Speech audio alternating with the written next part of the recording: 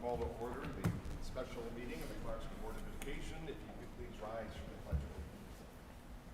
I pledge Allegiance to the flag of the United States of America and to the republic for which it stands, one nation, under God, indivisible, with liberty and justice for all.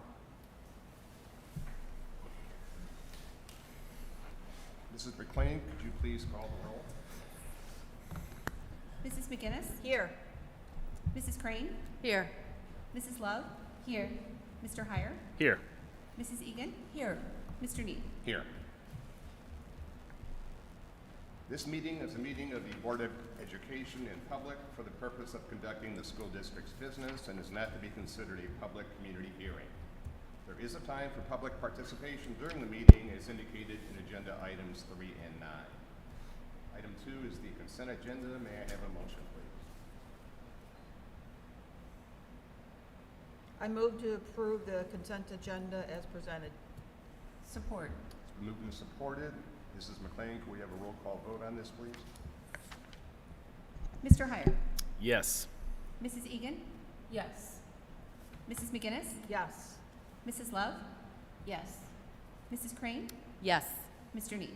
Yes, motion carried. Thank you. Item 3 is the first opportunity for citizens to address the board. You are given 2 opportunities to address the board. Under this item, you can request to address the board on any topic that is on tonight's agenda, or under item 9, you are welcome to address the board on any topic. When making comments, please state your name and address. Direct your comments to the board president. Each person may speak for up to 2 minutes. Per established procedures, the board will not respond to questions or interact with the speaker during public comment. Is there anybody who is signed up for public comment? I believe we have our candidates in the audience. Okay, thank you. Item 4, the main purpose for tonight's meeting, board candidate interviews. As you all know, we have a vacancy that was left when Kelly Horst resigned effective August 10th. By law, we have 30 days to appoint a replacement, and that term will run through the end of 2024. Interested candidates were asked to send me a letter and complete a candidate information form so we would have consistent information for everyone. They were also sent the criteria that we agreed to use, the same as when the board filled the vacancy in March. That document describes the 4 main categories. Each have some subcategories that we agreed by consensus to use to evaluate the candidates. Each interview slot is up to 8 minutes. Candidates were asked to make a brief presentation, following which we will have questions from the board. At that point, trustees, please indicate by the hand raise or verbally if you would like to ask a question. The order of interview tonight was done by random draw at the board office this past Friday after the application deadline had passed. We did have one candidate who notified us this morning that she was unable to participate. We thus have 12 candidates to interview. Following the completion of the interviews, we'll take a brief recess to allow the board to review their notes and then move forward for our consideration of the candidates. Any questions or comments from the board on that process? Okay, thank you. We do have a room set up in back. We are asking that candidates wait in that room until their interview time. That is a request that we're making. Mrs. Mahoney will then escort the candidates here into the boardroom when it's time for your interview. And I believe she is right outside that door.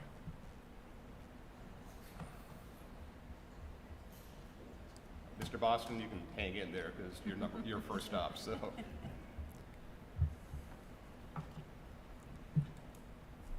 okay, our first candidate is Greg Boston. Mr. Boston, you have about 4 minutes to make an opening statement, and then we will ask for questions from the board. I will give you a signal at the 4-minute mark. As I said, we've allocated 8 minutes for each interview. Please proceed when you are ready, and I will start the timer, as I believe will Mrs. McLean. Good evening to everybody. Thank you again for your commitment to the school board and giving me the time and the opportunity to come here and talk to you a little bit. My wife and I have been residents of Clarkston since 2000. All 3 of our children went through the schools here, through the elementary all the way through high school. We also have an autistic son that went through your post-high program as well, here as well, and we appreciate everybody's dedication to that. They really, as part of the, evaluation criteria, there were some questions in there that, led to, are there some areas or things that you see wrong with the school that you would make different? I think for the most part, I think the Clarkston schools are the same as they were when we first moved here. It's a good school system. I think everybody has good hearts here, teachers, parents, administrators, and I think you've done a very good job running the school district over the years. Obviously, with the pandemic and the shutdown of schools, that's thrown additional stresses into the system, and I think you're doing a good job of overcoming some of those challenges and repercussions from that. So I'll just kind of go down, through the list of the criteria that you had down here, and the first one was, advocacy for the Clarkston community. We've been residents here for a long time. We love the school district, whether our kids are attending here or not, and it's our obligations as parents, even though we don't have schools in the school district, to be advocates for the area as well, to make them good for the other residents that are here as well. There was a question in here, the biggest challenges, budgetary constraints and challenges that all school boards have. Student enrollments are also down in a variety of districts, and I know that creates additional, struggles and challenges for the school district here. I think safety is also a big challenge that, we didn't have to deal with, 25, 30 years ago that you do now, but it is something that you need to deal with, which also requires funding and a commitment by the school board and the community to make sure that those safety things are put in place. I think there's also, as there historically have been, a challenge in getting good school teachers, dedicated school teachers to the community as well. I myself have a background in elementary education and dropped out of teaching when I realized the amount of money that teachers made late in life, and realized that there was a better path or a different path for me to take. But I think you've got to keep up with the times, and you've got to pay teachers good money to recruit good teachers. Otherwise, you're left with a subpar, group of people to choose from. I think also, the post-pandemic has thrown a lot of struggles and challenges into the schools. A lot of our kids lost a lot of time, energy, and focus, both in socialization as well as in their education. And I'm sure that the school district is still seeing repercussions from that. But it also means additional, resources into tutoring and other studies and ways to try and gain back, what has been lost during that. As far as ability to and commitment to participate, I'm a business owner. I've reached a stage in my business where I'm bringing on additional people to run the business so that I can spend more time in the community than I previously have. So I'm making a commitment to the school district as well as the community that I'm in here. And I'm just looking for a way to participate, and the school board is one of those. So regardless of what the outcome is out of this as well, I'm here to help out in any way that I can. There was a question about viewpoints of other people. I think everybody's got a good heart here, whether you agree or disagree with their opinions on things, and there's a way to work through that in a constructive and professional way. I think you need to hold on to the values that you've got, but also be willing to look at others and deal with others in a respectful way. And I think that's part of not only being a school administrator, but being on the school board as well. There's a right way to get things done, and there's a wrong way to get things done. And it's always better to be positive with the people that you work with. Okay, thank you, Mr. Boston. I think we'll open it up to some questions from the board then. Any questions? I'll make one. Mrs. McGinnis. Mr. Boston, thank you for bringing yourself forward as a candidate. I'd like for you to give us a thought on how you will stand behind a decision of the team, even if it is a decision that is contrary to your own personal beliefs. I think it's a matter of how you deal with people in disagreements, whether you're respectful or not to them. There's no good that comes out of an all-out battle on things.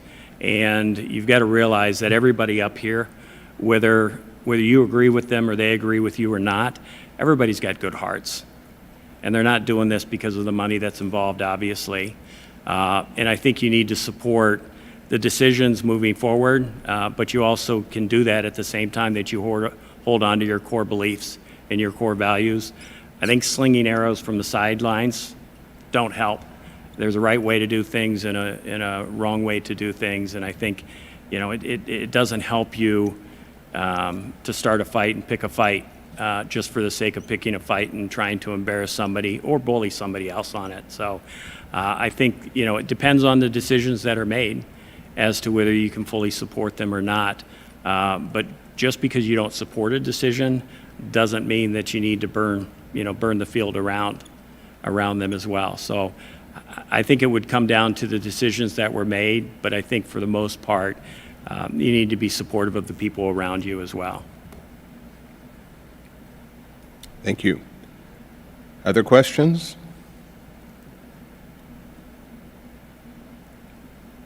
Okay. Okay. Again, Mr. Well, Boston, thank you very much for your time. I appreciate it. Thank you for coming out, and feel free to wait in the audience as we complete the interviews.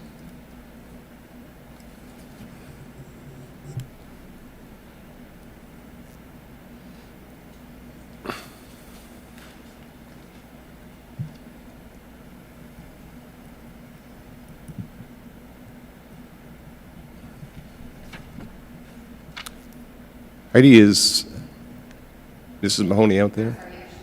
Okay, great, thank you.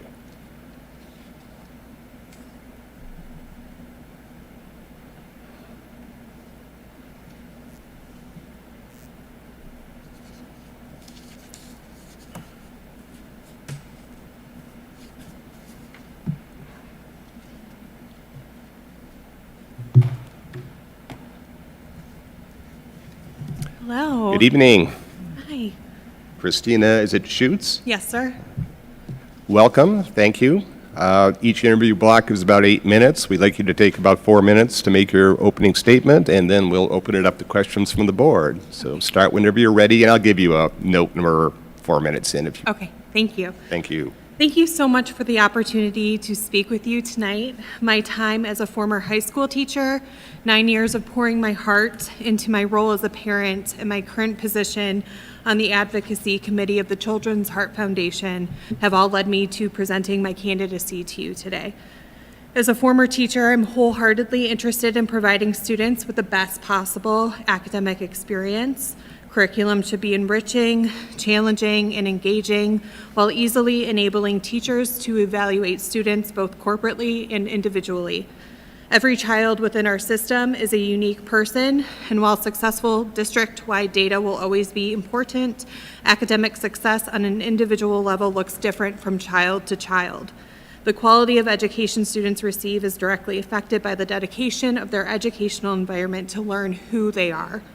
We will get our best academic results from our students by putting relationships first. While academic achievements will always be at the forefront of any school board's attention, there is another matter which I find extremely pressing. In a world rocked to its core by COVID, a culture increasingly reliant on and addicted to technology, and a time in which parents may consider the purchase of bulletproof backpacks, the greatest challenge facing public education is the delicate state of mental health in students, teachers, and staff. Experts agree people are more anxious than ever and have even declared a loneliness epidemic. Our district sits 15 minutes away from the site of a mass school shooting. Thus, the physical safety of our students has been top of mind. I strongly believe we cannot keep our students physically safe if we do not work to keep them mentally and emotionally safe as well. We will achieve the utmost safety on all levels by putting relationships first. Historically, Clarkston has been known for having a small town feel. Increased development on both a commercial and residential scale has and will continue to threaten the quaint charm and close-knit feel of our community. While very unlikely said development will slow anytime soon, I believe our district has the ability and responsibility to keep the long-standing warmth and togetherness that is Clarkston culture within the heart of our schools. From my vantage point, the district has succeeded in developing and maintaining an excellent reputation within the state of Michigan, both academically and relationally. However, the previously mentioned challenges have the potential to greatly affect the direction of our school's collective future. We will continue to be one of Michigan's most effective school districts by putting relationships first. After watching my youngest walk into kindergarten today, I am now more than ever dedicated to having a direct impact on the quality of education, not only for my own children, but all children within our district. I will leverage what my brain knows as a former educator and what my heart feels as a parent. What I do not know, I am fully committed to learning. I love this town, and I believe it takes the voices of all to create a balance of opinions, experiences, and expertise which benefits the district as a whole. Throughout my life, I've discovered that often the ones who are most angry, most passionate, and most vocal usually have some of the best points, even if their delivery isn't the easiest to hear. While sitting in those seats undoubtedly come with moments of difficult confrontation, I believe it is through the hardest moments that we make the biggest progress. I'm dedicated to working with and for my fellow board members and my community, and will do so by putting relationships first. Some of the most effective leaders are the ones who lead with a servant's heart. As the overall authority on all school matters, including but not limited to evaluation of the current and hiring of a new superintendent, policymaking, holding administration staff accountable, provision of quality educational materials and environments, and appropriate management of district resources, I take the job as member of this board extremely seriously and pledge to uphold it with a service-oriented mentality. The aspect of the role I find most important is the relationship between the board and the administration. While the board acts as an authority over the administration, I believe the district to be at its healthiest when both parties adopt a team-centric focus, working symbiotically to achieve what should be everyone's greatest goal: providing the best possible learning experience for every individual student within Clarkston. I will respect authority of board membership by putting relationships first. Finally, as a member of the Advocacy Committee for the Children's Heart Foundation, I've proven worth as a leader who does not hesitate on taking the challenges which come with committee work. I've experience in deciding where allocation of funds will go on a national level, co-authoring the official National Advocacy Handbook, and hearing from and promoting the interests of stakeholders within the congenital heart community. I will use my experience, talents, and leadership by putting relationships first. To be entrusted with the educational impact of all children within our district would be nothing short of an honor. I'm grateful for your time that you have given me and the attention and careful thought I know you will put into the vote later tonight. Thank you. Thank you. Any questions for this candidate? Mrs. Crane? Hi, thank you, Mrs. Schutz. It's very nice to meet you. You too. So my quick question, quick question, is your Rowan a boy or a girl? Rowan is a boy. It was my name for my son Bennett. It was my next one. I was wondering if it was a boy or a girl. Anyways, sorry. So my quick question to you is, with such young children at home, do you feel like you have the time to put into going to Washington, D.C. for advocacy, for going to our annual leadership conference? And this first year, we as an honor board put a lot of time into taking CBA classes. Mm-hmm. Do you feel like you have the time to do that? I do. Now that my kids are in school full-time, I sort of find myself, saying, what do I do to impact their everyday lives? And I feel that being part of the board would give me a way to do that from, a little bit of a distance so that they don't feel like I'm hovering, but it gives me some feel that I have an impact. Okay, thank you. Any other questions? Okay, thank you so Thank you much for your for coming time. out tonight. Feel free to take a seat in the audience if Thank you you. would like.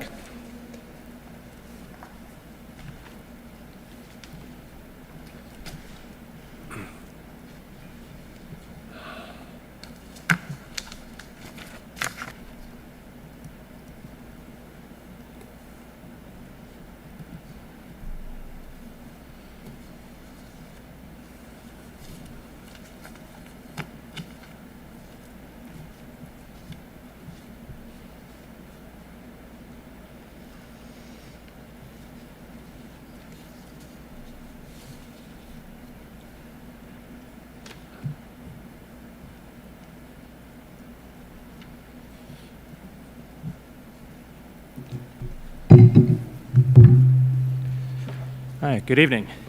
Thank you for the opportunity to Good evening. speak. Give us just one quick second. I want to make sure everybody is ready. Okay. Mr. Armstrong, welcome. And you will have 8 minutes total. We ask about 4 minutes for whatever statement you would like to make. Then we'll have questions from the board. Proceed when you're ready, please. Okay. Try to keep track of time a little bit here. Thank you so much for the opportunity to speak to you tonight. My name is Nick Armstrong. I'm the father of 3 young children, all in the district, and I've been a Clarkston resident now for 3 years. I'm here today because I think our district, locally and then broader public education, is facing many tremendous challenges, and I'd like to be able to have a seat at the table, be able to address those, make the difficult decisions, and to help shape our future to come. I've always been active in my community, whether it's as a youth leader, residential advisor through school, at homeowners associations, and lately as youth soccer coach, football, and other volunteering locally. And lately my approach towards education has changed a little bit more, and I've thought a lot more about it, including now towards the position here on the board, because last year my oldest son was diagnosed with type 1 diabetes, and while he's had a tremendous experience at his school with the educators and the staff, it's made me really rethink on how our kids interact with the educators, with the support staff, and just how every kid has a really diverse set of needs to be able to actually be sitting there in the classroom and learn effectively. So I'd like to be able to apply that and just a little bit from my experience towards the broader community. I think that Clarkston has a great district. That's why my wife and I chose to move here 10 years ago. And we are a district of choice for a number of families, and we have a lot of families moving in. We are a growing district, and so we have to continue to think for the future.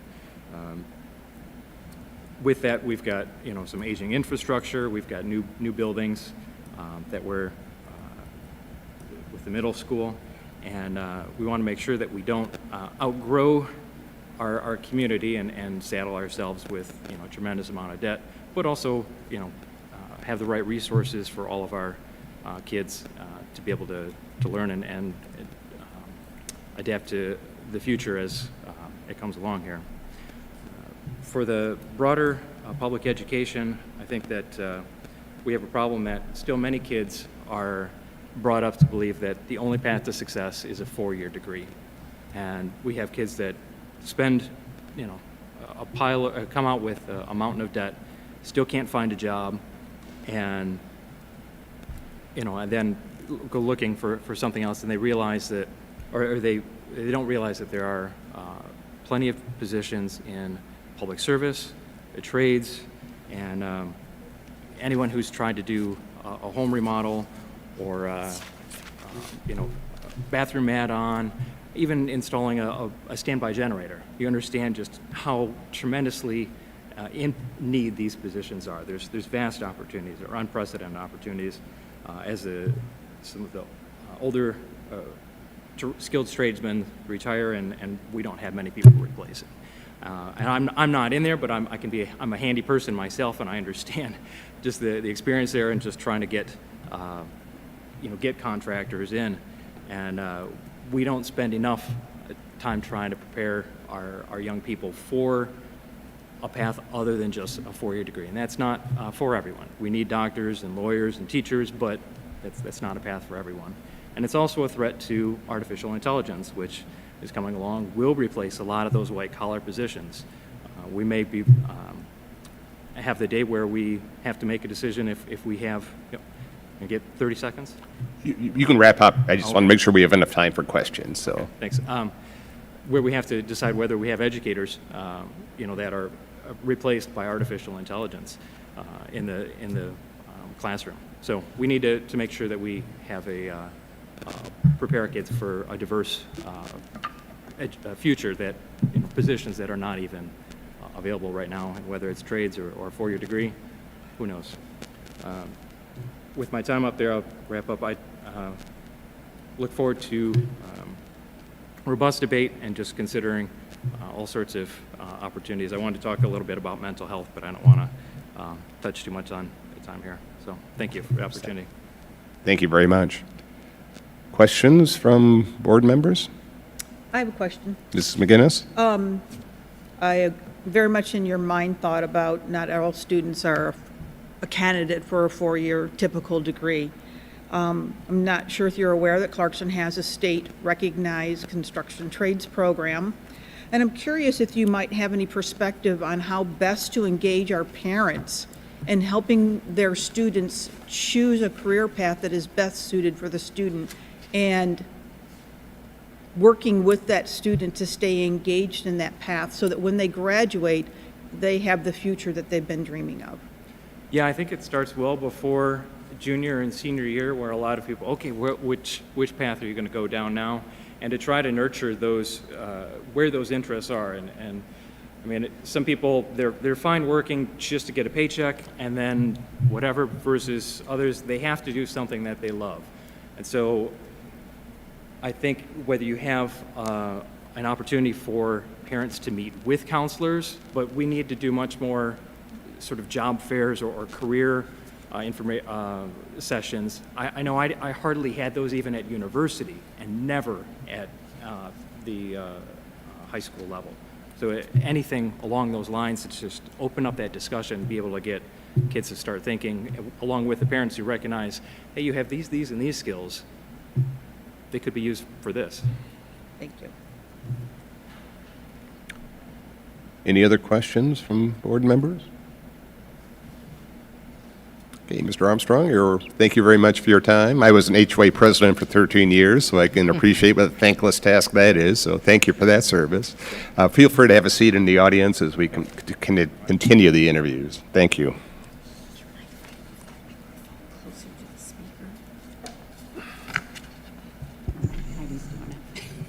Yeah. Thank you. I was going to ask that as well. It was Really? getting a little tough to hear. Yeah.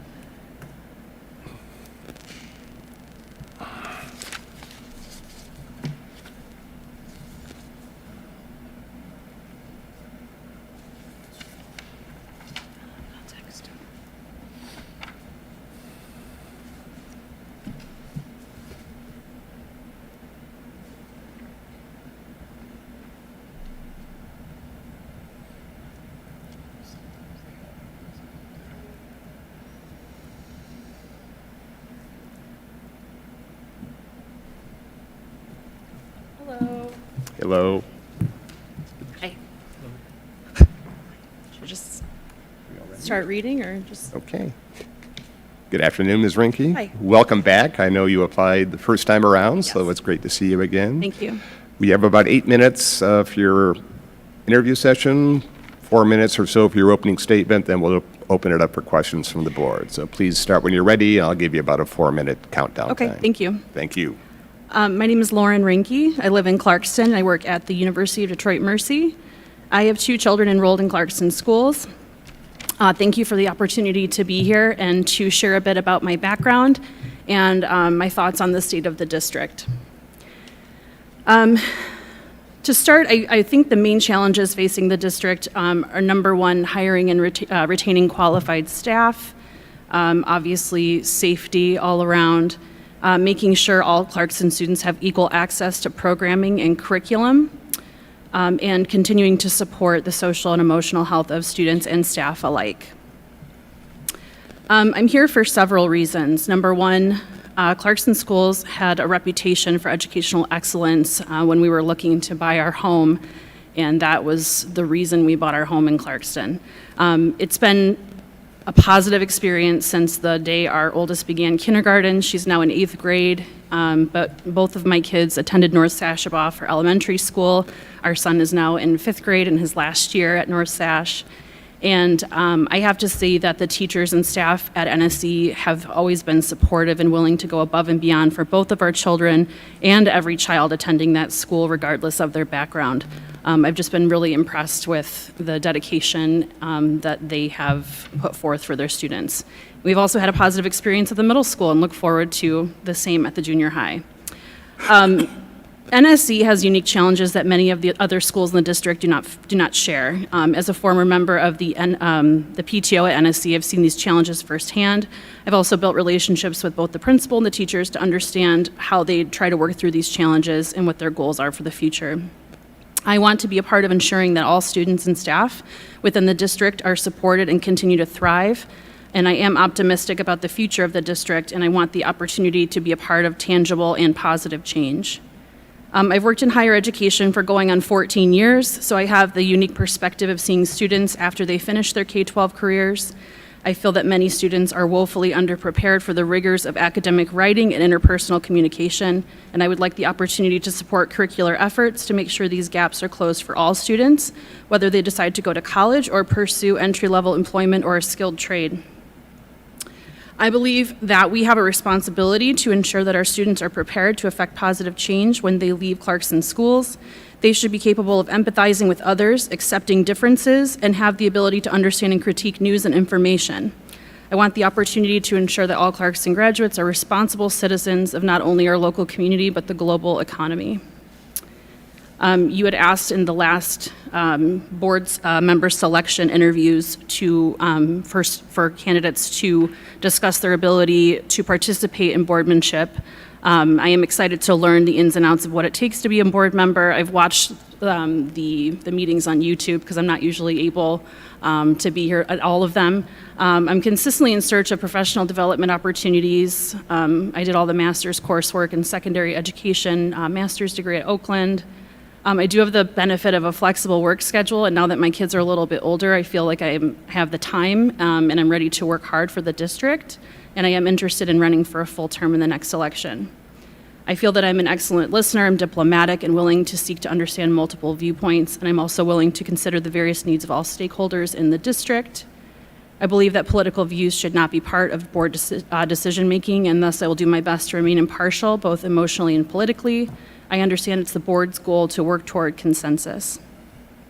Looking toward the future, I feel the district can improve student academic achievement by further supporting social emotional health and continuing to teach critical thinking.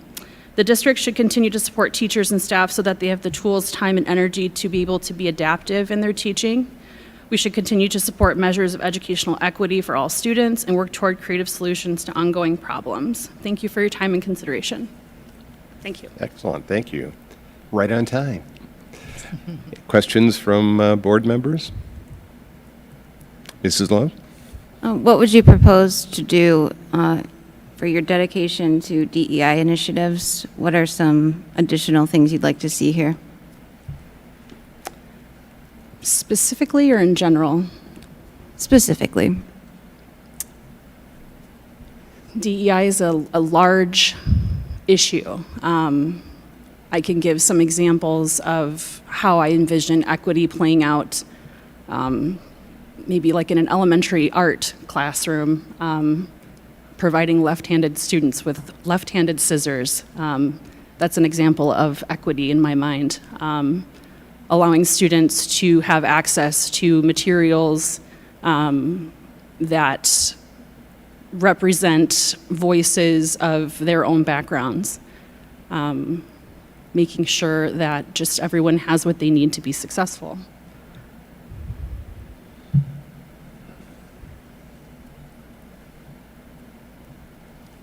Thank you again for coming out. Okay. Feel free to take a seat in the audience as we continue our interviews. Thank you very much. Thank you.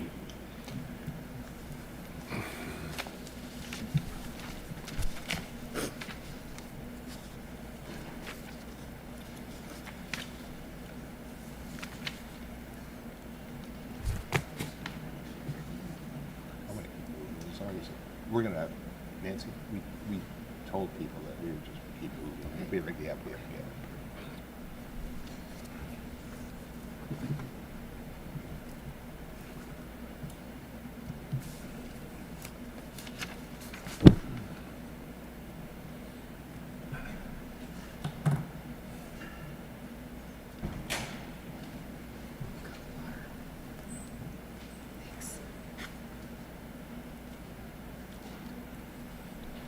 This next slot was for the candidate who could not make it tonight, but we're just going to continue. As long as people are here, we'll just continue with the interview process.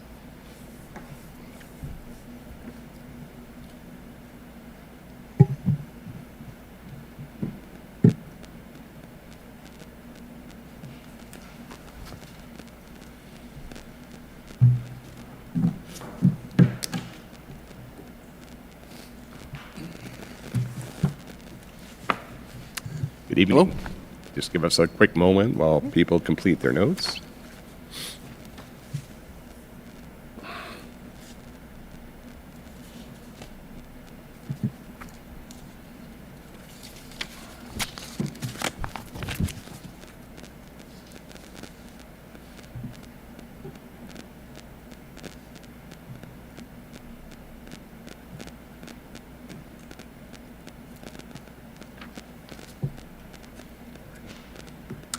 Good evening, Mr. Murphy. Good evening.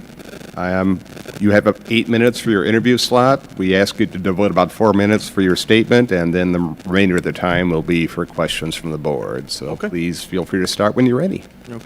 Well, thank you for having me today. My name is Dave Murphy. I'm a current Clarkston resident. I've been a resident here for about 23 years. I have sent all of my children, they've all gone to Clarkston schools from K to 12.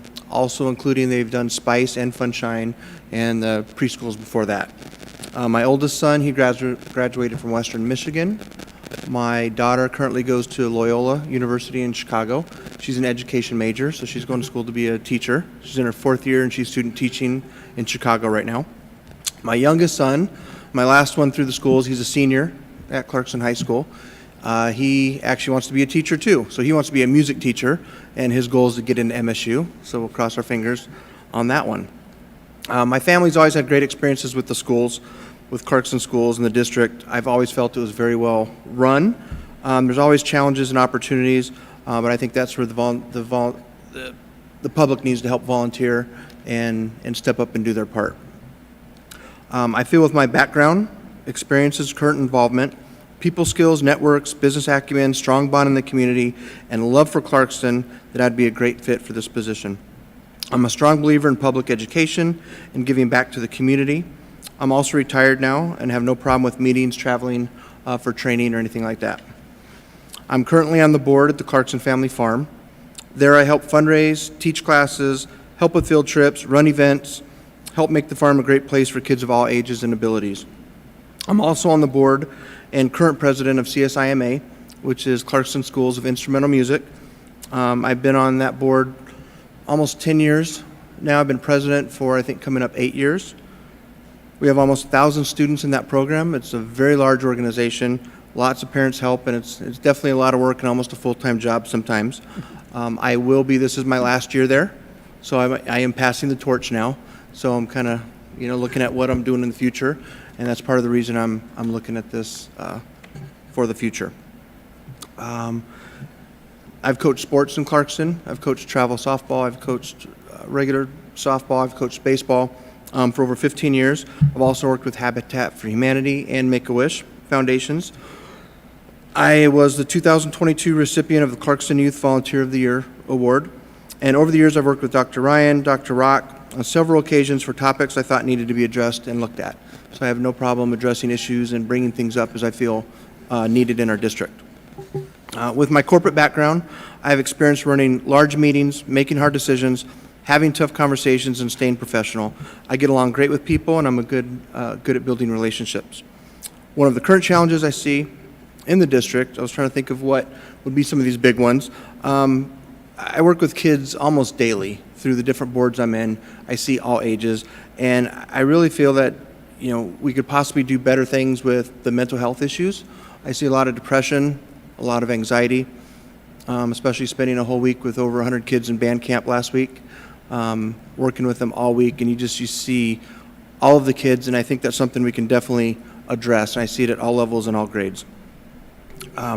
Also, if you watch social media, I just thought of this one today, but if you follow Facebook or any of those things, I think we can definitely work on our drop-off and pickup lines. It's always an issue since I've lived here. You look at it, and almost every school has a problem. They have long lines, bad traffic, overflow in the streets, accidents, and unhappy parents. And you can see by probably all the complaints today by the first day of school.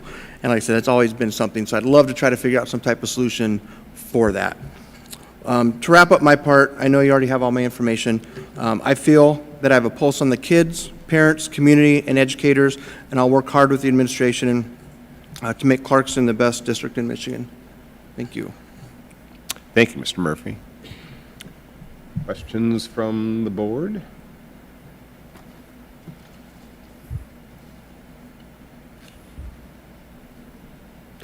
I have one, Mr. Murphy. Yes. Participation in band and instrument music seems to be declining. Do you have any thoughts on how that situation might be addressed? I think a couple things. The PE thing that we're working on right now, I think that will help fix some issues. Letting band have credit for PE, which I think they've done. ESPN has done studies on it. They've done major studies on it, where if they put things on the kids and in times they do more exertion, more work than the football team does. So they've talked about really how that should be. Most schools do that now, and they make that where you get PE credits for marching band. So I think some kids look at that. I think the other thing would be really push it. If you don't start music in about 6th grade, you don't start. So you have to get them in elementary school. I think you got to educate the parents on how important music is, or the arts, because again, if they don't make that decision in 5th grade, you're kind of out. People don't just start band in 10th grade or 12th grade or 11th grade. It's very, very rare. And what I always noticed with kids, and it was funny when I was coaching baseball, I always tried to get my team to be in music as well. And they had to choose, and I'd look at them, and even at 5th grade, they would look at the sign-up sheet for what classes do they want, and they see video games, they see all these cool things, and all of a sudden they see music. And I think at that age, their first instinct is to think video games or something maybe not as important as music. So when you leave it to that, I think a lot of times they're making maybe a decision that's not the right one. So how can we educate them and the parents on how important music is, because it is very important. Mrs. Love? I'm just making sure you're not actually paid by the district at all, though. Absolutely not. Okay. All volunteer for the family farm as well. Any other questions? Hey, Mr. Murphy, thank you very much for your Thank time. you. Feel free to join us in the audience as we continue the interview process.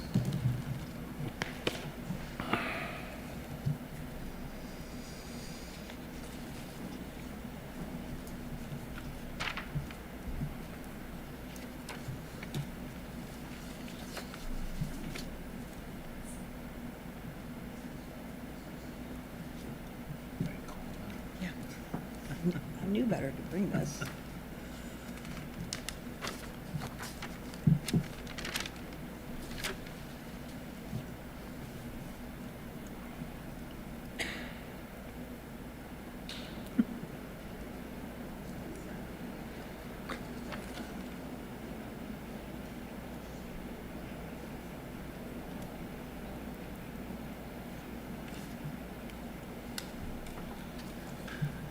Good evening. Good evening.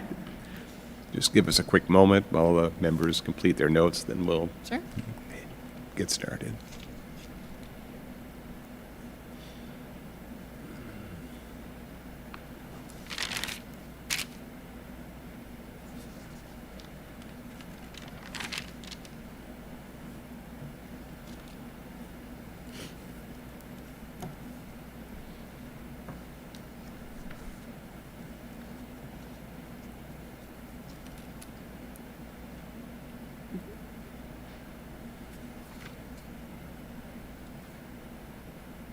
All set.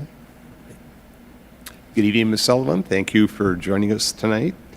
We have about 8 minutes allocated for your interview. We ask that you make your statement around 4 minutes or so to leave time for questions from the board, and please get started whenever you're ready.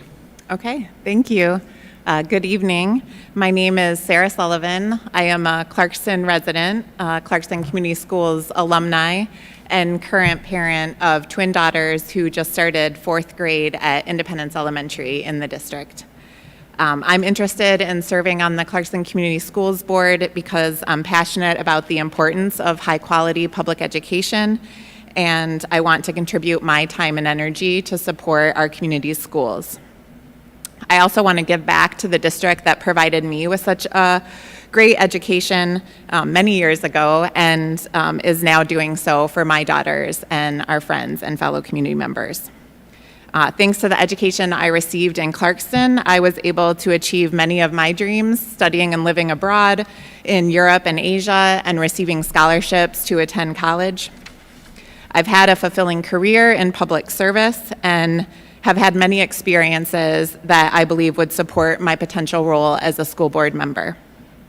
For example, I've worked in leadership roles at nonprofit organizations supporting schools and health. I've worked at Washington State University as a youth development faculty member and at the Washington State Department of Education in the Student Support Department. I currently serve as a program officer at a family foundation providing grants to local nonprofit organizations. From 2004 to 2016, I worked in Washington State, and in 2017, my husband Chris and I were thrilled to move back to Clarkston when our daughters were 2 because we wanted to raise them here close to family and to have them attend Clarkston Community Schools. I would be honored to share my skills to serve the district, and am aware I have a lot to learn to be an effective school board member, and my schedule allows flexibility to attend trainings and professional development to do so. I'm committed to ensuring that all Clarkston graduates are well prepared for a future that excites them and so that they can achieve their dreams. And I'm a very good listener and convener, and excited to learn more about what our district's 1,300 school staff and 6,500 students and families desire for their future. I'd like to help guide the direction of our schools to reflect that through board policy, goals, planning, and evaluation. I understand the board's role is to govern and oversee the district's management and fully support our superintendent to lead operations. I think some of the biggest challenges facing public education today are the increasing needs to support student mental health and safety.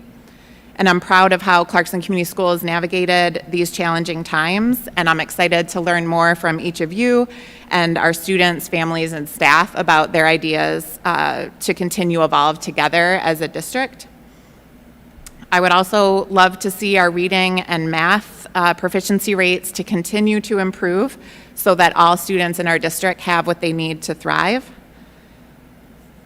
I'm also interested in running for a full term in 2024.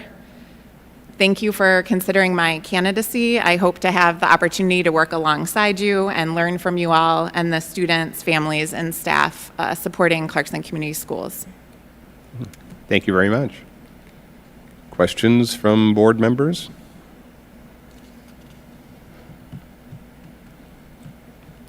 Can you just explain a little bit? You work for the Education Department in Washington State, is that correct? And what did you do there? I did. I was a program supervisor for what was called Coordinated School Health at the time. So we had a federal grant from the Centers for Disease Control to provide additional funding to support the 295 school districts in the state to address health-related barriers to learning. And so I facilitated conferences around school health and brought districts together to share success stories and help them support student nutrition, student physical activity, mental health, community engagement to address those barriers to learning. Thank you. Any other questions? Okay. If not, thank you very much for being with us tonight and coming out. Feel free to take a seat in the audience, and we'll continue our interview process. Great. Thank you.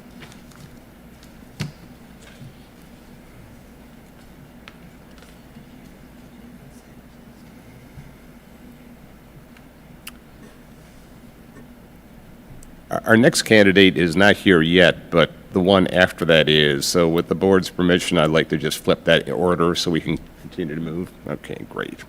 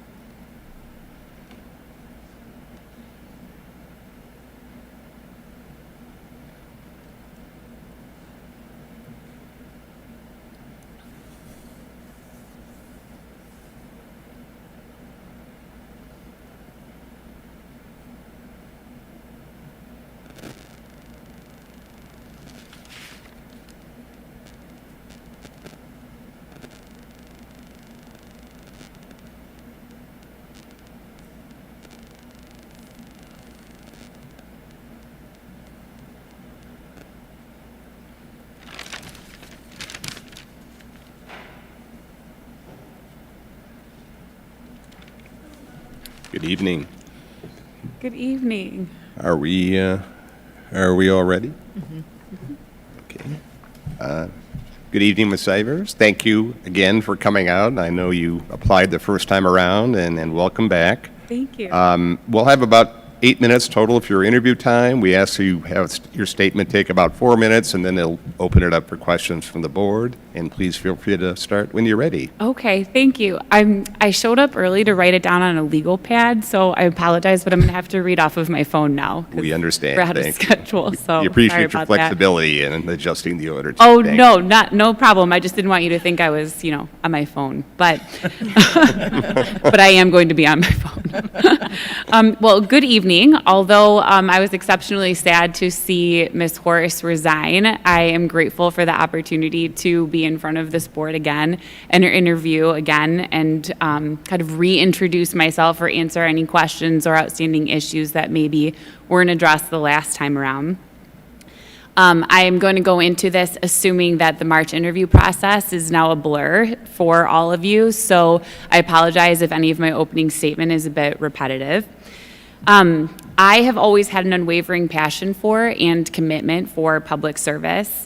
I do believe that being a member of the board feels like a natural extension of that, and essentially the emphasis of it being that I would be excited for the opportunity to use my background and knowledge in a way that not only directly affects my kids, obviously, but also the community's kids. I'm sure you remember the last time, but my emphasis and what's most important to me is school safety and addressing every parent's concern, especially on days like today, the first day of school, when every parent goes into it with some sort of anxiety.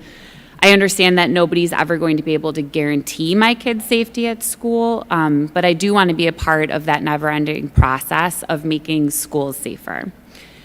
I do believe that I'm in a unique position where my profession can also assist and educate the board. My whole job and honestly my continued professional development and the trainings that I go to are solely focused on the well-being of Oakland County children and families.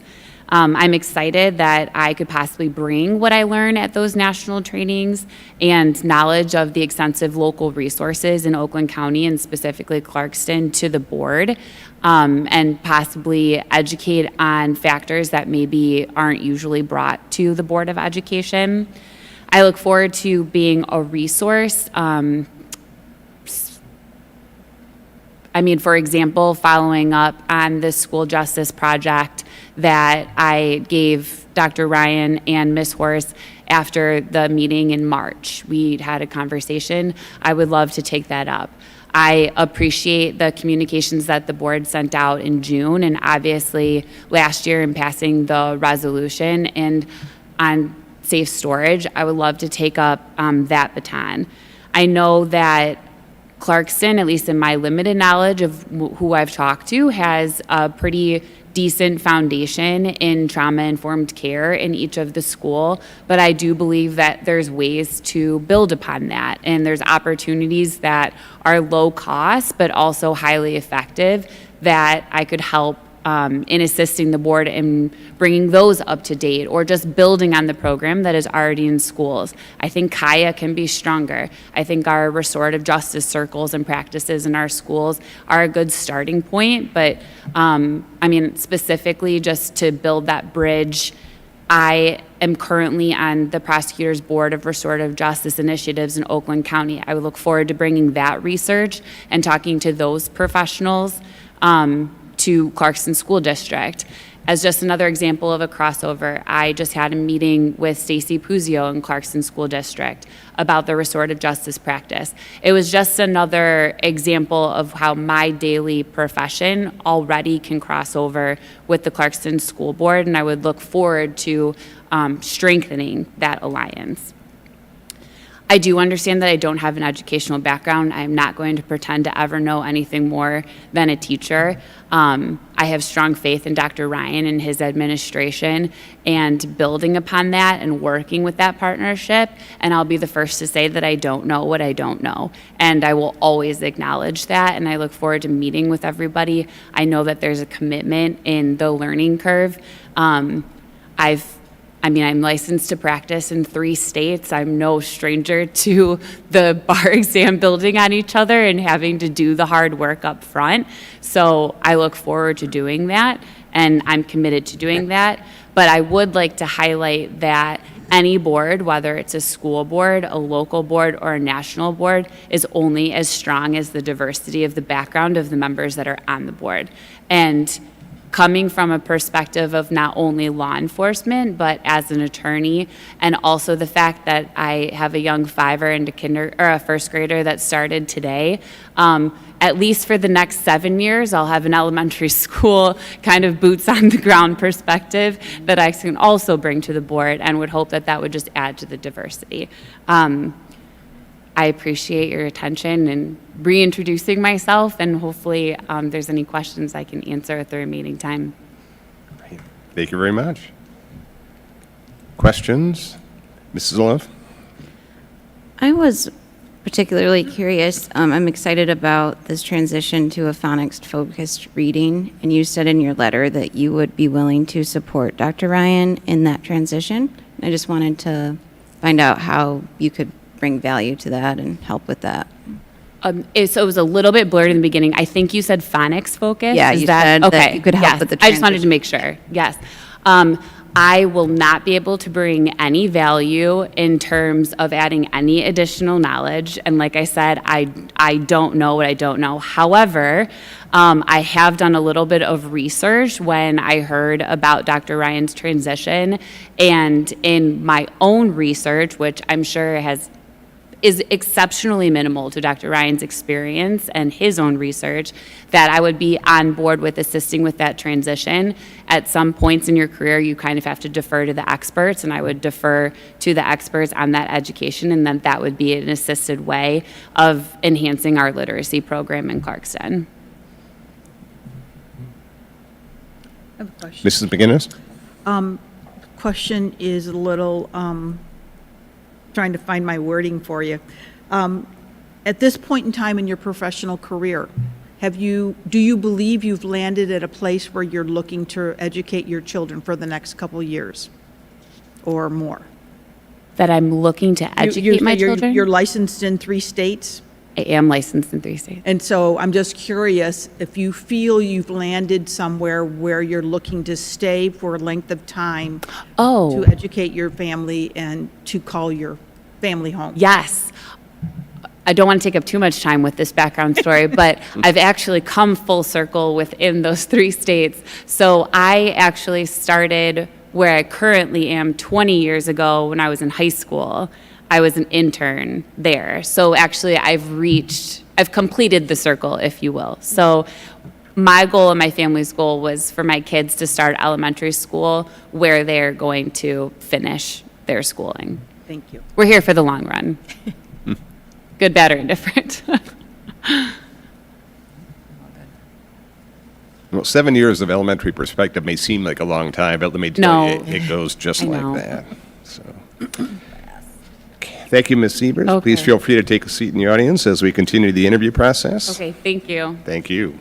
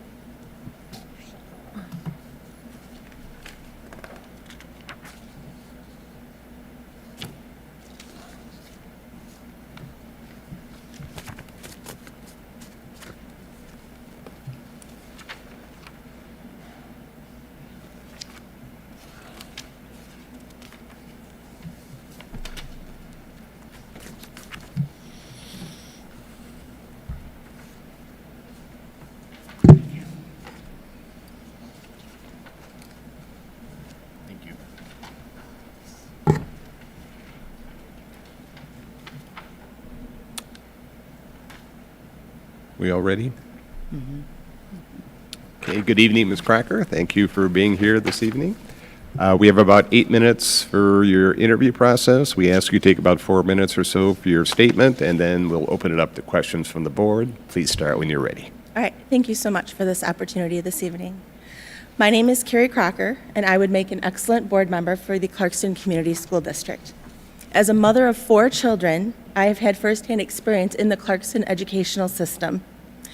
My 2 daughters graduated from Clarkston High School in 2013 and 2017. I have 2 sons currently attending here at Clarkston Junior High and Clarkston High School. As a family, we have had the opportunity to participate in many of the programs that Clarkston offers in the district, in the community, and through Parks and Recreation. My family and I have also volunteered in various capacities and events throughout their educational career throughout this district and community since 2005. I believe that every child deserves access to a high-quality education. I believe in Clarkston's commitment to its students, its mission, vision, and strategic plan. I will work with the board to promote policies that support student achievement. As a data specialist and former administrator that won a National Blue Ribbon, I know what it takes to improve education. Part of this work includes hiring the best staff and providing the resources staff need to make sure that every child succeeds and thrives and can achieve their dreams. I know firsthand the challenges that our students face and our staff face in our current educational system.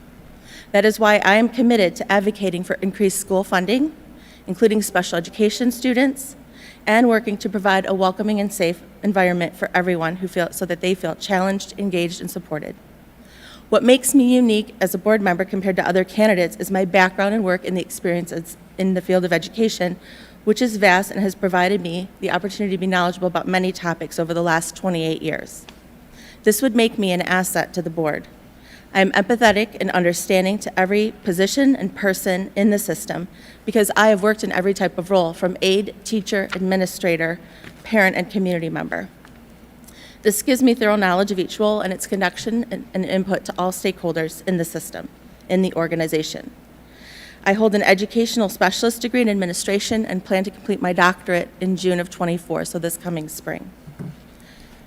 My knowledge and experience to the board includes many topics, including the evaluation process that schools have to go through, teacher evaluation process, human resources, FERPA, FOIA, school budget and finance, the school improvement process, MyKit.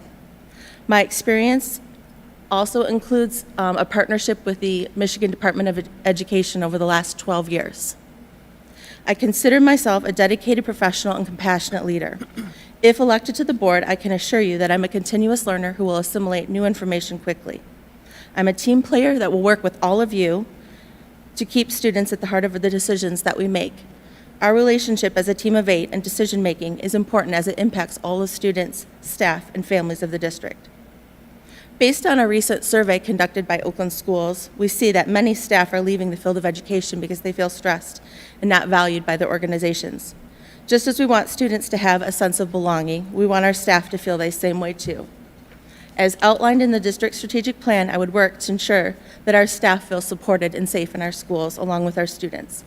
I would work as a board member to ensure that Clarkston Community Schools continues to be a great place to live and work and keep us as a high-performing district.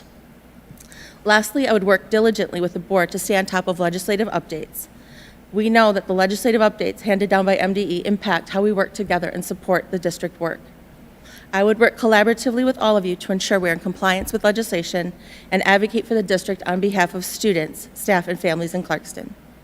The variety of experiences that I've had have enabled me to provide excellent educational opportunities for all children, staff, and families throughout my career and time in Clarkston. I believe all of these qualities would make me a wonderful school board member. I am thankful for the opportunities my family and I have had in this school district, and I would love the opportunity to give back to this community as a board member. Thank you for considering me as the next Clarkston Community Schools board member, and I look forward to earning your vote. Thank you very much. Questions from board members?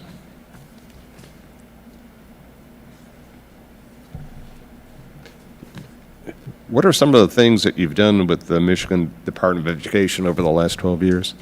Sure. So part of that partnership has been with Kim Young at the state level in the assessment department and supporting the work of FAME, which is formative assessment for Michigan educators, and promoting that work throughout the school districts that I've worked in. Great, thank you. Any other questions? Okay, thank you again very much. Please feel free to have a seat in the audience as we continue the interviews. All right. Thank you so much for your time.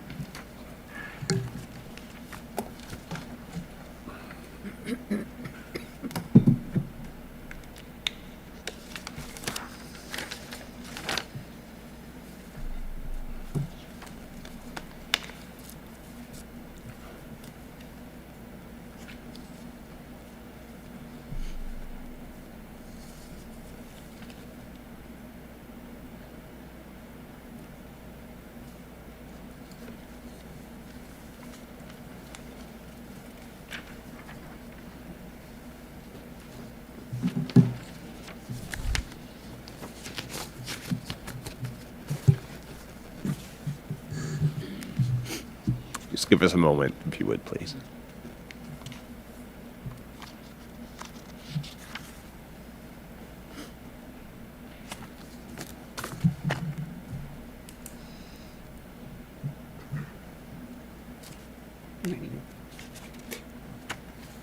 Good evening, Mr. Guzzo. Well, evening. did I pronounce that correctly? Gazelle. Okay, sorry about that. It's all right. You have about 8 minutes for your interview block. We ask you to make a statement of around 4 minutes, and then we'll open it up to questions from the board. Please feel free to start when you're ready. Sure. Thank you. Thank you. So my name is Ryan Gazelle, and I'd like to first start by thanking the board for the opportunity to experience this process, and also for what you're doing right now, for being members of our board, investing in our community, our schools, and ultimately our students, which as a parent I appreciate, so thank you. Again, my name is Ryan Gazelle. My wife, Hallie, and I live near Bailey Lake Elementary School for going on about 18 years now. We have 3 students who have come through Clarkston Community Schools. Our oldest graduated this past spring, class of 2023. Each of them began their school career as a Bailey Lake Bulldog on day 1 of kindergarten and have, I'm proud to say, been Wolves all the way through. So additionally, each of them had the great fortune of experiencing 1 full year of virtual school, and I was quite amazed at the program. I mean, overwhelmingly positive experience for us, for our children. One of the great takeaways for us not only was how they were met where our family needed to be met at that time, but the life skills that they acquired from that experience, from communicating with authority to structure, organization, time management skills that are going to serve them for years to come. I'll also add that each of them opted to go back to on-ground school for their social experiences the moment that I was afforded the opportunity. But again, that was a great experience for us. Each of our students has participated in sports, arts, things that take them outside of the classroom. And we've had the great fortune of participating in some of those teams, as well as the water polo team. So you may or may not know, Clarkston has a water polo team. It is a co-op group of student athletes from Lake Orion, Oxford, and Clarkston. We swim primarily out of I'm not in the water, the children swim primarily out of the Lake Orion pool, and they swim under the banner of the Dragons United Water Polo Club. I mention this because it's helped our children expand from an inter-community approach to really an extended community. They forged friendships, relationships in other districts where now their community is extended as opposed to, as I mentioned, that sort of inter-community approach. Selfishly, my wife and I have forged friendships with the parents of some of those teammates, spent family vacations together, and really enriched our lives in that way. So, credit to the athletic department and some of the opportunities that our children have available to them. Similarly, our family has been active members of a local church since we've been here in Clarkston. Our children and my wife and I have done things like stuff backpacks with back to school gear, make lunches for students who may not be traveling for spring and winter break. And again, I share these because we've known from an early age of living here in town, as have our children, that there's great socioeconomic diversity in Clarkston. And we're often painted with this broad, affluent brush. In a lot of ways, programmatically, we certainly are. But again, we have experience and knowledge of this socioeconomic diversity. And I think it's important for us to understand that, like life, people arrive at their education from many different backgrounds and experiences. So in addition to that, I would say sort of triangulate those pieces of being met where we needed to be met from virtual. Clarkston has a great opportunity to extend that modality and flex to our students through relationships, through extending out into the community to understand where our students are and to meet them in the places they need to be met. Speaking firsthand, my children were met there, we were met there. I know it's possible, and I look forward to the opportunities that are in front of us to grow those types of enrichment opportunities and outreach. Thank you very much. Questions from board members?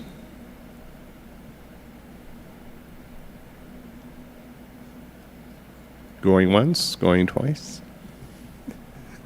Okay, thank you very much for coming out this evening. If you'd like, please feel free to take a seat in the audience and we'll continue the interview process.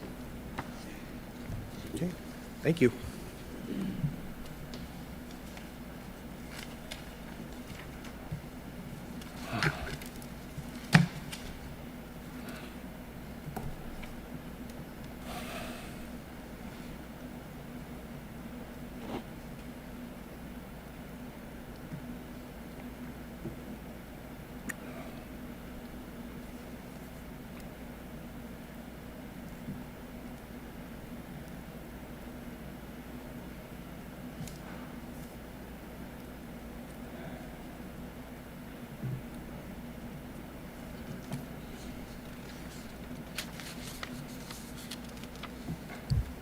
Hello. Good evening. How are you? Give us one quick second. Sure.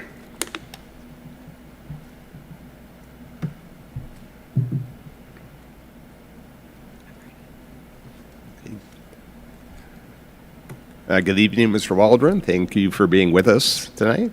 Thank you for having We me. have about 8 minutes for your interview block. If you would take maybe 4 minutes or so for your statement, and then we'll open up the questions from the board. And Sure. please start when you're ready. Awesome, thank you. So I have two boys in the district. They're both sophomores in high school. So I have twin 15-year-olds. One plays soccer, the other one's a black belt. So we were playing Shuffle Kids this evening. So thank you for having me.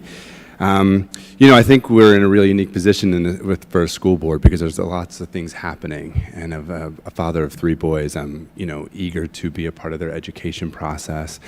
And as a president and CEO of a local community financial institution, I kind of juggle community mindedness along with how do we lead people and direct that, and then deal with a board as well and staff. So kind of a unique proposition there. So when the opportunity came up, I thought I would put my name in the hat. As I have the other unique proposition I bring is I've been around the country. So my kids have been in schools in Ohio, St. Louis, New York, and now Michigan. And so it's interesting to see how different schools operate and things that the school boards do that people like and they don't like. So bringing that perspective as well is kind of a unique proposition.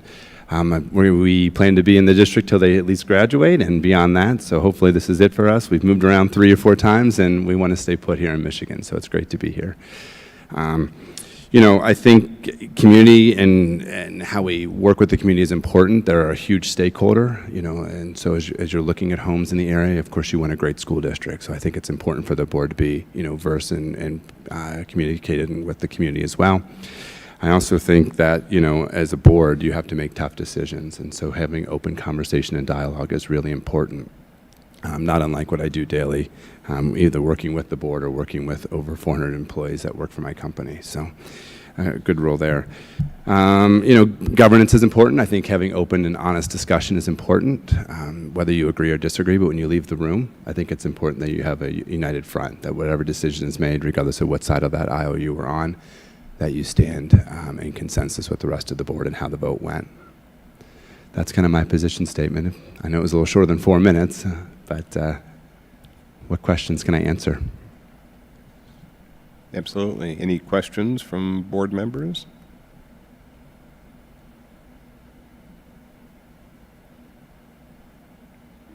Mrs. Love? What do you see as the biggest issue facing public schools today?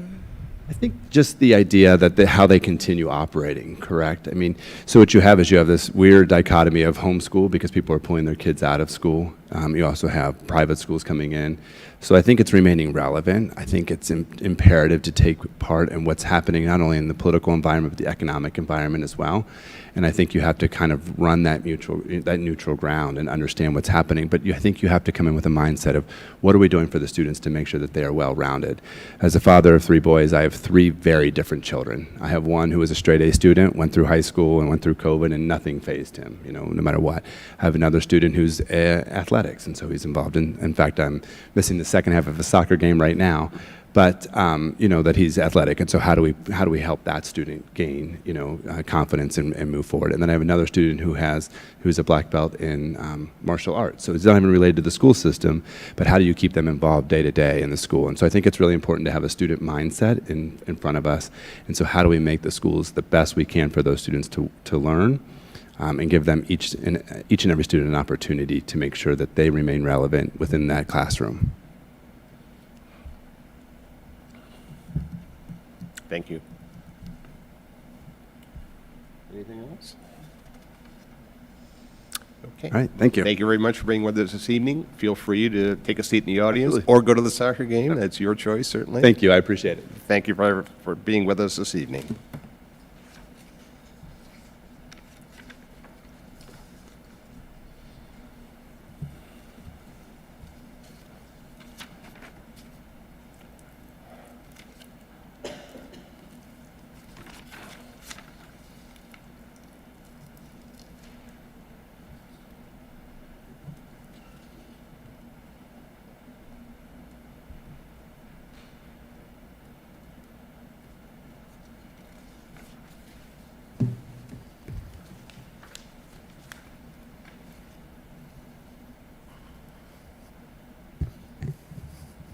Good evening. Good evening. Thank you so much for... Sure, just give us one quick second. Yeah.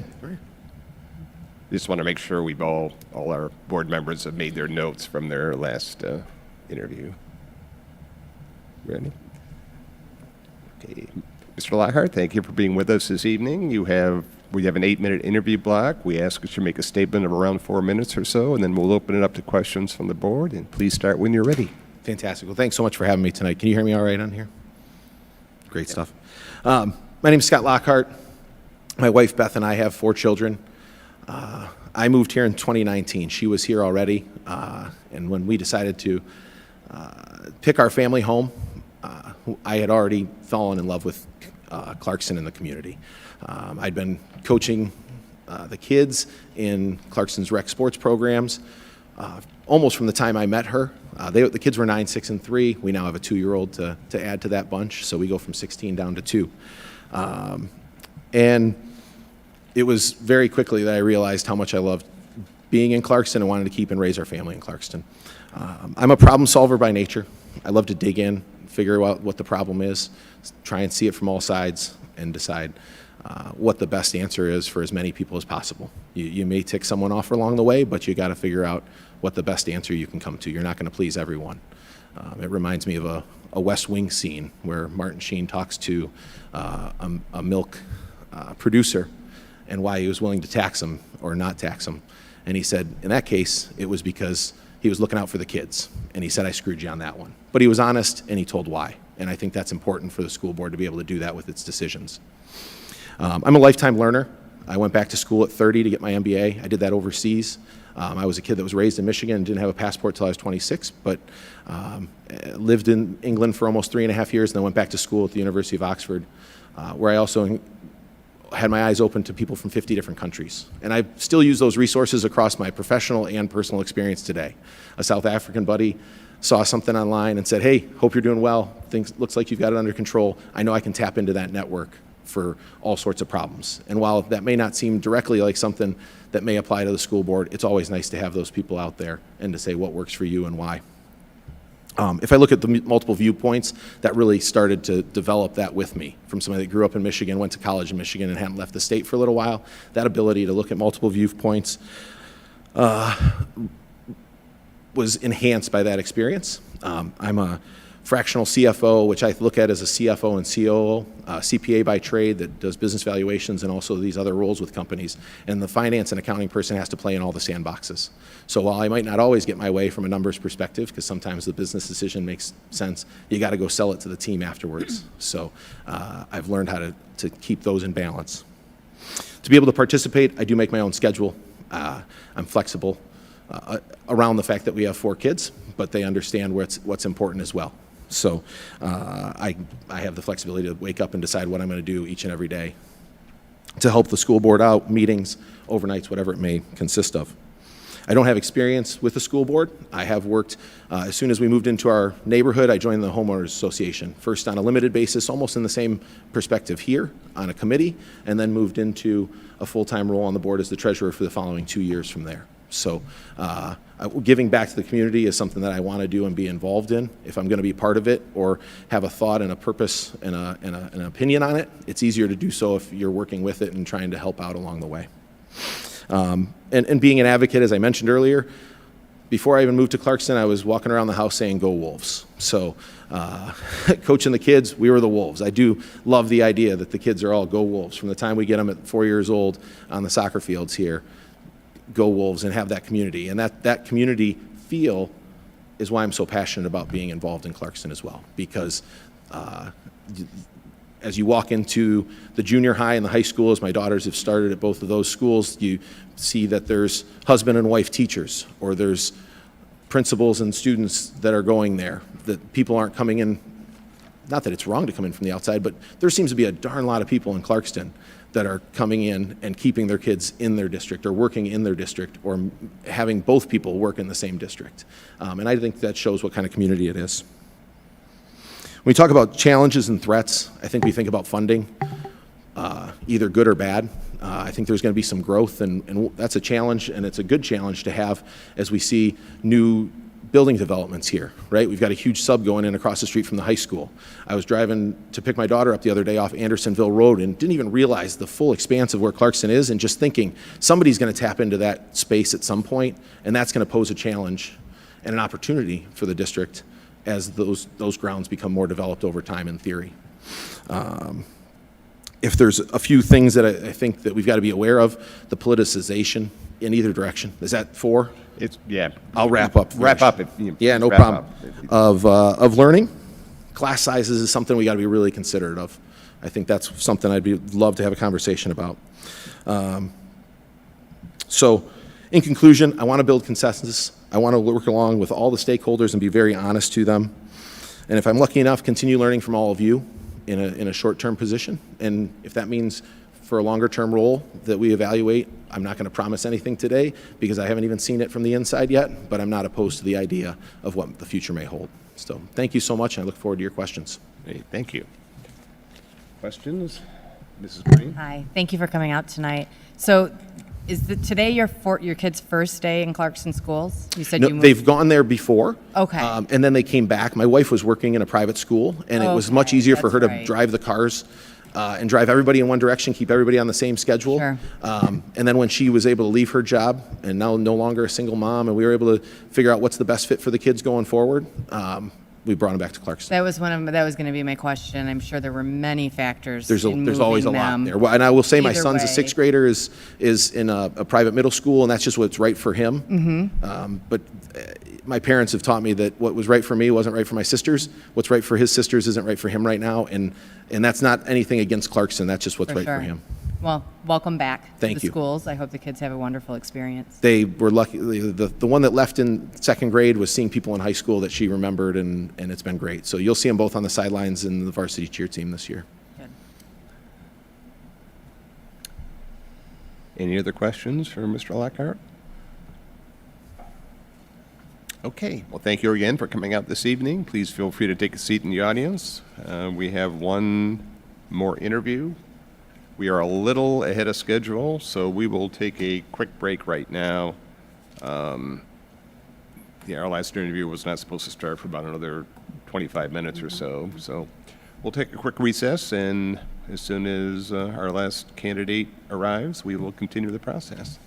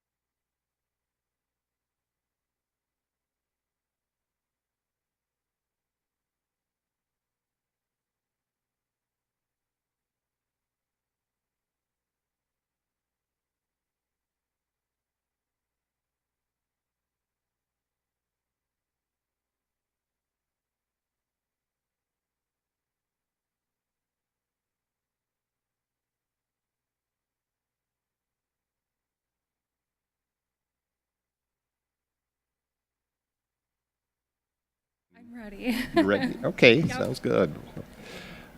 Are we we ready to roll? Okay, good evening. Good evening.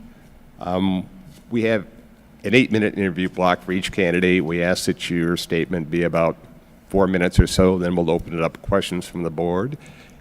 This is one of my former students, by the way, when I taught at Cooley Law School, so believe it or not, it's a small world. So please start when you're ready, Sarah. Thank you. Good evening, and thank you for this opportunity to introduce myself. My name is Sarah Ramsey Anderson. I'm married with one son who had his first day at 3rd grade at Clarkston Elementary. I personally graduated from Clarkston High School. I attended Oakland University and then Cooley Law School for my JD. I've lived the majority of my life within the district, minus 2 years when I was living in Royal Oak when I first got married. But we were eager to come back here, and we love this community. For full disclosure, we started our son in private school. Private school was a horrible experience for him. And we reached out to actually first Mr. Call, and then we were connected with Mr. Adams. We had a lovely conversation with him. He, put our fears at ease, listened to us, and really let us explain where our concerns for our son was. And he eased our minds and spent a considerable amount of time with us, making us feel very comfortable with our decision. Since then, Ryan is thriving in school. Clarkston has just given him so much. He's doing remarkably well. So that is such a positive for this district, because I knew he would do well here. My husband really wanted him to go to Catholic school, so we tried it, it failed, and Clarkston is just delivering. I'm a practicing attorney. Most of my practice is devoted to probate law. I serve the Oakland County Probate Court and the Circuit Court as a guardian ad litem, so I'm used to dealing with confidential information, handling high emotions, dealing with lots of different opinions, and working towards building a consensus. I believe that the school district is a wonderful school district with the best teachers, staff, and administrators around. Some of the challenges that I feel that are facing the public schools are just the long-term effects of the pandemic and COVID on these youngsters, and how we can help this generation of students succeed. Because every kid did have different experiences. Of course, there's always budgetary issues and meeting the needs of each student, teacher, staff member with the tightening budgets that are always, we never have enough money, and creating a safe learning environment for our schools. The school board authority is clearly laid out in statute in the district policy manual. As a body of public trust, I would strive to act within those guidelines while working to provide all students within the district the highest quality education. Finally, if I am selected to serve on the school board, I would consider this a long-term commitment. I will work very hard to learn the job, attend meetings, events, professional development, anything and everything that it takes so I can be an asset to the board and our community. I have a passion to give back, and I really am eager to make an impact within our district. Thank you. Thank you very much. Questions from the board? Mrs. Love? Would you be willing to run again in the general election next cycle? And do you have any campaign experience or desire for that? Yes, I have worked on campaigns. I have run campaigns. So I do have lots of experience in running, and that would be my desire. I would like to make this a long-term commitment for myself. The long-term effects of the pandemic, do you have any thoughts? I mean, I think we all recognize that's a critical issue, but do you have thoughts as to how that might be addressed? I think looking at how each student, I know there's a lot of fears. When's the next one coming? Or I know my son, I felt at that time he was in private school and they were shutting down for weeks and weeks on end. So he was losing out on a lot of peer relationships. So there's these younger segment of kids that did not get the socialization. So just making sure that they're feeling supported and learning how to, work with their peers and making those friendships and developing proper social skills. Thank you. Any other questions? No. Okay, again, thank you for being with us this evening. Please feel free to take a seat in the audience. Thank you. That completes the candidate interviews. We will take a short recess to allow everyone to review their notes. It is 6:39 or 6:40 right now. We'll take a 10-minute recess and reconvene at 6:50, 10 minutes to 7. So we are in recess for 10 minutes.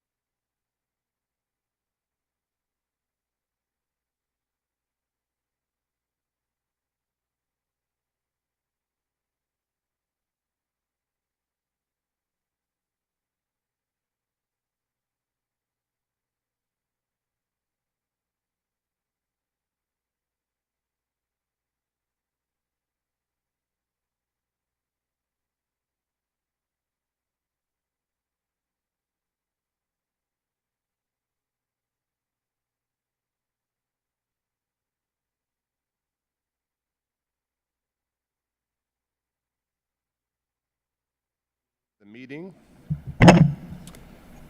First of all, before we get into the rest of the process, thank you all very much for expressing interest in serving on the board and putting yourselves through this process. We're now going to have our deliberations to select a candidate. By law, we have to do this in public. And we know this whole process can be a little uncomfortable. I can appreciate that. I went through it twice. And others on the board have gone through it as well. So we can certainly appreciate what many of you are feeling. It's not easy.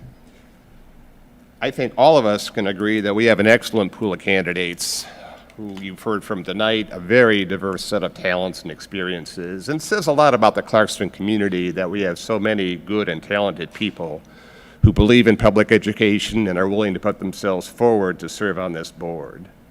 Our very difficult task is to, I don't have to time myself. Our very difficult task is to select one when virtually any of you would make an excellent board member. I truly hope that those of you who are not selected tonight will stay involved with the district. You have very much to offer us, and we have many opportunities for participation, as Dr. Ryan can attest. We all agreed before on the concept and the criteria that we would use to evaluate our candidates, and that was distributed to the board and to the candidates. I'm now going to ask each of you to briefly describe what you were looking for in our new school board member, and then rank your top candidates, 2 or 3, overall. Mrs. McLean will keep track of those rankings, and they will be displayed on the board. And then at the conclusion of that process, we'll see if we have any consensus and then discuss how we're going to move forward. Again, our goal is to have our new board member appointed this evening. The member that is appointed tonight will serve through the end of 2024. Even though Mrs. Horst's term extended beyond that, state law indicates that when a vacancy occurs on a school board, the appointment fills the vacancy until the next general election, and that will be the November 2024 election. At this point, I think we're going to go by order of officer, so I will ask Mrs. Egan, our board vice president, if she would please begin. Sure. Thank you, Mr. Need. I concur with everything Mr. Need said. I would be happy to fill this empty seat with anyone sitting out here. I have been appointed. That's how I started my board job. I was appointed, and then I had to run for office, and I'm still here. And it's been 13 years now. It's a great experience. I can tell you also that how you interview and what you say is not necessarily going to be really who you are when you're seated at the table. I started out much more nervous once I sat at this table. I also learned a lot about this role from experience and listening to others, and I am not the same person that I was when I took that seat the first night. So it's a very rewarding and learning experience. What I was looking for, kids first, students. When I heard you say that, that really impressed me. It's hard for you to define what the role is until you sit here. Even if you've attended board meetings or you've gone online and looked it up, it's when you sit here that you realize some of the challenges. You're not always going to agree with everyone sitting here at the table. So when you put the students first, you're going to make the right decisions. I was looking for educational touch points. That didn't mean you had to be a professional educator. I'm looking for someone who's at least familiar with, through volunteer experiences or a degree, of course, that gives you some familiarity with our school district. I will concur also with the point I think is the most important. You are all great candidates. You really represent, I think, the best of Clarkston. I hope if you're not selected tonight, consider running in 2024, 2026.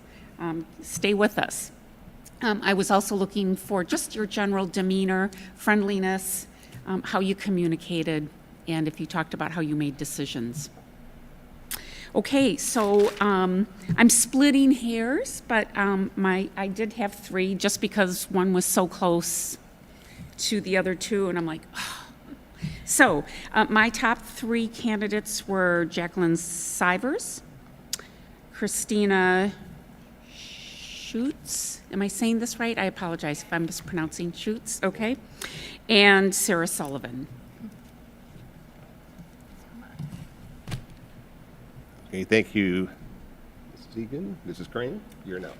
Thank you very much. I know it's hard. We kind of fight sometimes about who gets to go first, second, and third, because often we feel like we're just repeating what the person ahead of us said, and I will still do that. I just wanted to thank everybody for coming out.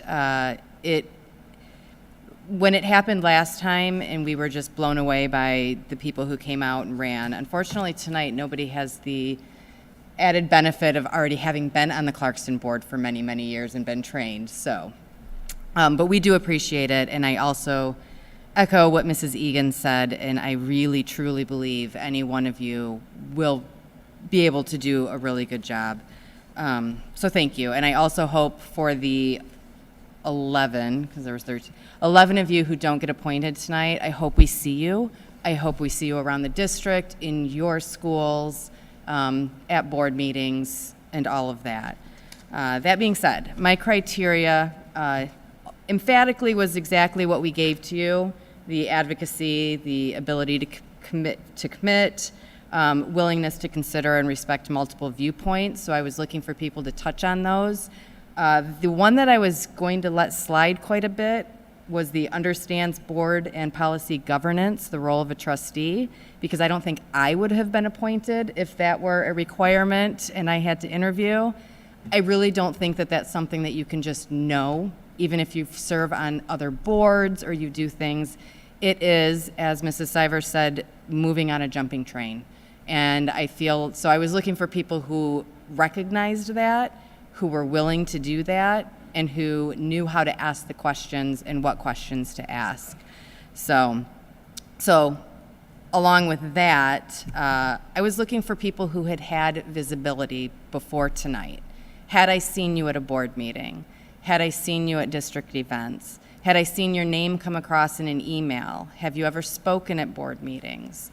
That was very important to me. I was really looking for people with young children in the district.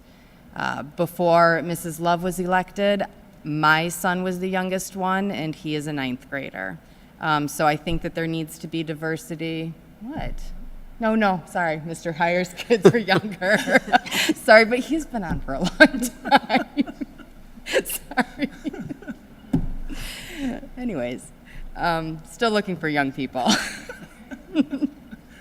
I really want to be able to work with you and to be able to see all sides, and to not only see the sides but believe that you would respect a decision that went against your own decision, because we have a very cohesive board, and that's how we want to keep operating, because we can't help kids if we're fighting each other.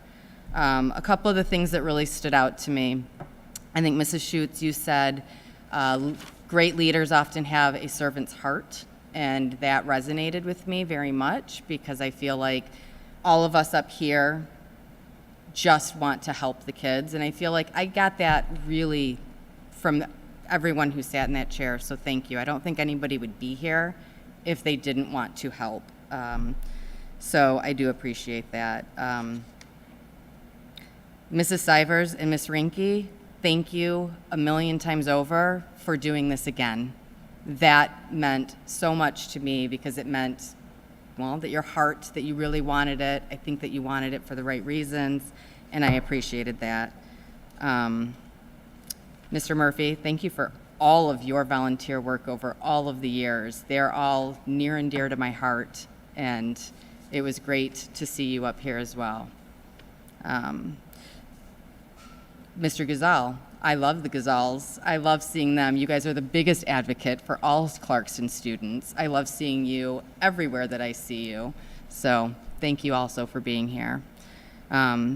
If I didn't mention your name, please don't think that you didn't make an impact, because you really did. I appreciate it very much.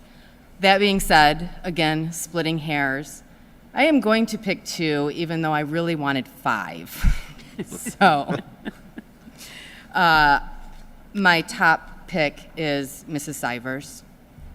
Thank you for being here. And my second pick, and I'm really echoing what I did last time, is Ms. Rinke.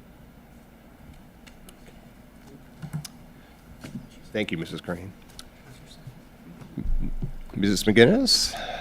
Thank you, President Need. Thank you, trustees Egan and Crane. If you notice, one of the things about this board, and I think Amanda has slid in quite well, is that we have a camaraderie between us that we can joke even when it's really serious. And this is very serious, okay? So don't think for a second when we're laughing about something and joking that it's nothing less than serious. But it really helps sometimes for us to take something that's so serious and be able just to take a little step back, I think, and know that we're all human, you know, just like all of you. I'm immensely proud to live in this community for 39 years. Friday was my anniversary, so that's why I can remember it so well. I moved here months before I got married. And I don't know the math right now, but I probably was a parent volunteer for 20 of those years before I even became a school board trustee. So I'm in my 18th year right now. And every single one of you could step into this job and do what all of us do as a team together. And it's like splitting hairs up here, it really is. The one thing that caught my attention throughout the candidates' interview was geographic diversity. I am and was a North Sashaball parent at one time, so I definitely know the economic diversity in this community that is often overlooked because the greater part of Clarkston kind of takes over that other part of Clarkston. So one of the things I was looking for is that you don't go into the election booth and pull the lever for a person that lives in the north, south, east, or west quadrant of this community. And I fully believe that we should have representation from all sectors of our community, no matter what silo you want to put them in, because there's more silos than there are candidates here, okay? Any one of us could put ourselves in a silo that is not the same silo as the person next to us. I really do feel like I'm splitting hairs. I have 3 candidates that I prefer. First one is Lauren Rinke. That's my first pick. My second pick is Jacqueline Sivers. And my third pick was Carrie Crocker. Thank you, Mrs. McGinnis. Mr. Heyer? Thank you, Mr. Need. Thank you, Mrs. Crane, for clarifying the ages of my children. I thought they had aged in the process here. I didn't think we were here that long. I appreciate that. I absolutely echo. It's a great place to live and work and serve on the school board, to see what awesome supportive community members and parents that we have. Thanks for putting your name forward in just the absolute most awkward process that you could possibly have, where we have to sit up here and talk about who might be slightly more qualified in our eyes using some personal rubric that we're going to use. And, you know, I had the pleasure of appointing Mr. Need twice, and Mrs. Egan once, and Mrs. Horst has been through the process, and it is, there's not a great way to do it. So thanks for putting your name in and going through it, and thanks for really having some thick skin to go through it twice, even for a few of you. I think, you know, in terms of the criteria, we published a rubric. We have discussed this, you know, really over the last 6 months, doing Mr. Need's appointment and then our appointment tonight. I think we have a good criteria here. For me, through the lens of our criteria, and looking a little bit about, hey, who's going to add something to our board team? You know, we're a 7-member team. You know, unlike when I go back to my day job, you know, I'm the CEO, I'm the boss. I make a decision, it happens. That's not how board service works. We have to agree, we have to find common ground. you know, we don't make a lot of perfect decisions. We make the best decision given the information we have, and we make it with kids in mind. And so who, in my mind, is going to add to that team that we have up here is really what I was looking at. And that's how, as I listened to everybody and as I read through your submissions over the weekend, that's really what I was kind of thinking. What adds to the team? And I think everybody adds something different. So even that was a subjective way, and I think I don't even know if we're picking 2 or 3 at this point. Rank choice, the top 10. I mean, whatever Mrs. Egan wants us to do, I guess we're gonna do. So my top 2 would be Mrs. Sivers and Mr. Boston.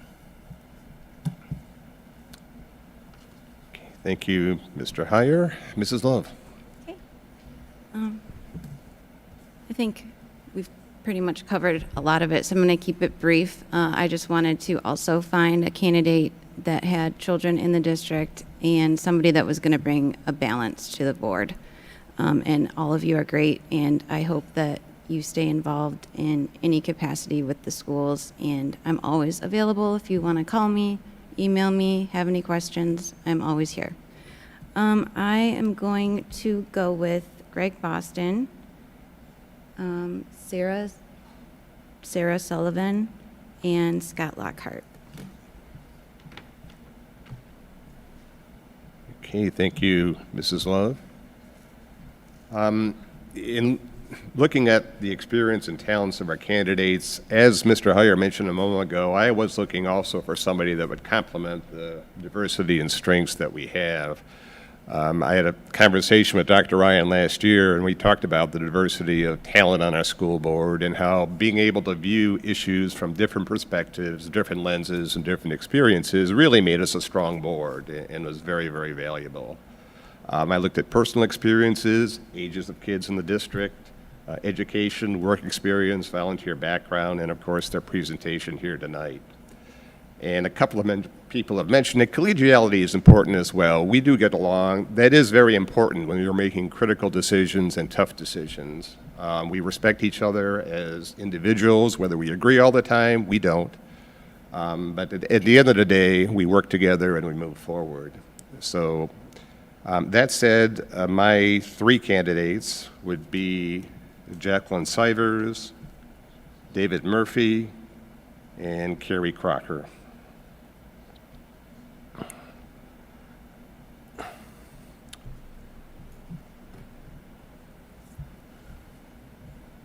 So here are our results. We have several candidates that received votes. And as a reminder, just as we did last time, we can either have further discussion now or we can have a motion for a particular candidate. To take action, we must have a motion on one individual, then it's a yes or no vote. That process continues until somebody gets a majority or 4 votes of our 6. And again, this is for a term that would expire December 31st, 2024. So is there any discussion, or does anyone wish to proffer a motion at this time? I'll move to appoint Jacqueline Sivers to the Clarkston Community Schools Board of Education to fill the vacancy left by Mrs. Horst's resignation. Support. Discussion on the motion?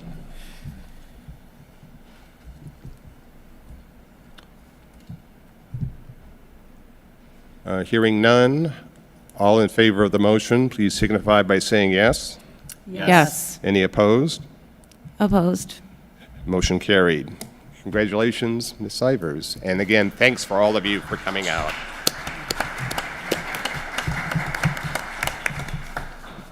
Ms. Sivers, if you could hang on after the meeting, please.